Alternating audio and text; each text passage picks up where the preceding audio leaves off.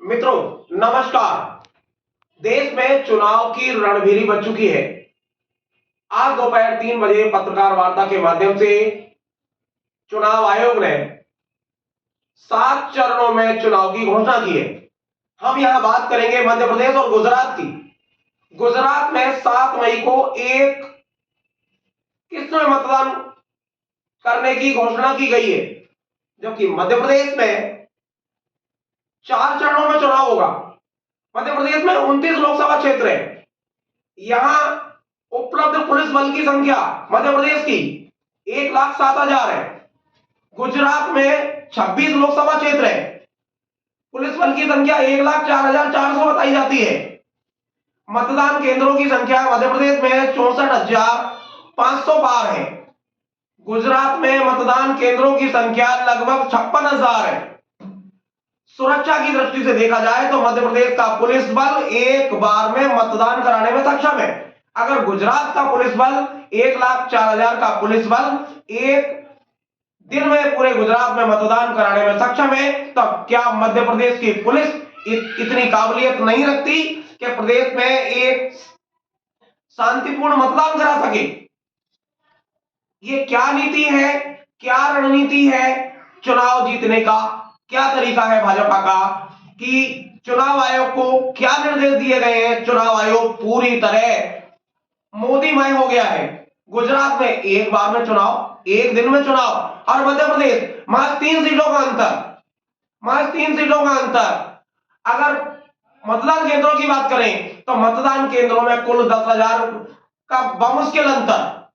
फिर क्या कारण रहे कि मध्य प्रदेश में 4 बार में चुनाव और गुजरात में एक चरण में चुनाव? इससे यह शंका पैदा होती है कि सरकार की रणनीति, मोदी और शाह की रणनीति गुजरात को महत्व देती है और मध्य प्रदेश में कैसे भी चुनाव रणनीति से जीतना चाहते हैं। ऐसा क्यों, जबकि दोनों जगह स्थितियां एक है? इसका मतलब कि 18 साल के एक छत्र शासन में, शिवराज सिंह के शासन में, क्या मध्य प्रदेश में क्राइम बढ़ गया है, जिसकी वजह से 4 चरणों में चुनाव कराने की जरूरत आन पड़ी है? क्या प्रदेश के वर्तमान मुख्यमंत्री मोहन यादव की काबिलियत पर शंका है कि चुनाव 4 चरणों में? क्या गुजरात का प्रशासन इतना काबिल है कि एक चरण में चुनाव हो जाए? मध्य प्रदेश की काबिलियत पर शक कर चुनाव आयोग ने मध्य प्रदेश की तौहीन की है, मध्य प्रदेश के मतदाताओं की तौहीन की है और यह साबित करने की कोशिश की है चुनाव आयोग ने कि मध्य प्रदेश के लोग लड़ाकू हैं, झगड़ालू हैं, जबकि गुजरात के लोग शांतिप्रिय हैं। ये कैसे साबित होता है कि गुजरात के लोग शांतिप्रिय हैं? अगर गुजरात के लोग शांतिप्रिय होते तो विदेशों में बैंकों का पैसा गबन कर भागते नहीं। मध्य प्रदेश का एक भी व्यक्ति 10 साल के बीच बीजेपी के शासन में, डबल इंजन सरकार के शासन में पैसा गबन कर विदेश भागा नहीं है। इसका सीधा सीधा मतलब है कि गुजरात में चुनाव पैसे का और मध्य प्रदेश में चुनाव गरीब का। केवल वोट खरीदने की रणनीति पर भारतीय जनता पार्टी चलती है। काबिलियत पर, अपनी सरकार पर ही काबिलियत पर शक करती है, उसकी स्थितियां साफ दिखाई देती हैं। एक चरण में गुजरात में चुनाव और मध्य प्रदेश में 4 चरणों में। क्या पहले चरण में जो चुनाव होने जा रहा है वो आदिवासी क्षेत्रों में है? दूसरे चरण में जो चुनाव होने जा रहा है, जो 26 अप्रैल को होगा, वो पिछड़े वर्ग के क्षेत्रों में चुनाव है।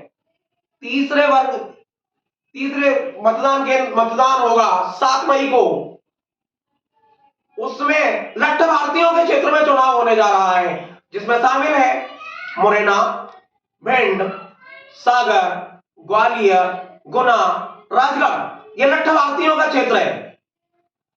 और चौथे चरण में व्यापारियों का क्षेत्र है। इंदौर, देवास, उज्जैन,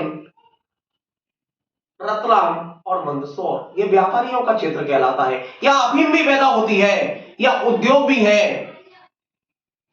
तो यह रणनीति किस रणनीति के तहत चुनाव है? क्या रणनीति है चुनाव आयोग की? क्या रणनीति है भाजपा में मोदी और शाह की?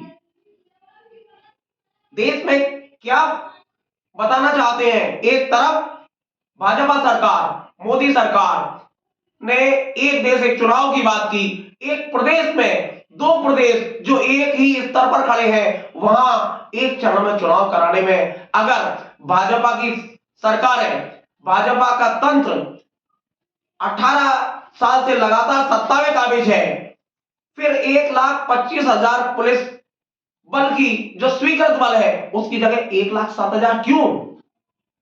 ये कमियां किसकी? सत्ताधारी पार्टी की। सत्ताधारी पार्टी अपनी कमियां क्यों छुपाना चाहती है? अगर कमियां नहीं है तो 1,07,000 का पुलिस बल मध्य प्रदेश में एक दिन में मतदान कराने में सक्षम है।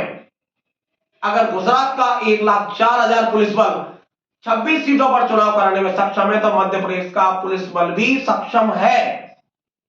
और अगर सक्षम नहीं है तो उसके लिए जिम्मेदार 2003 से बैठी हुई भाजपा की सरकारें हैं। मित्रों, बहुत बहुत धन्यवाद।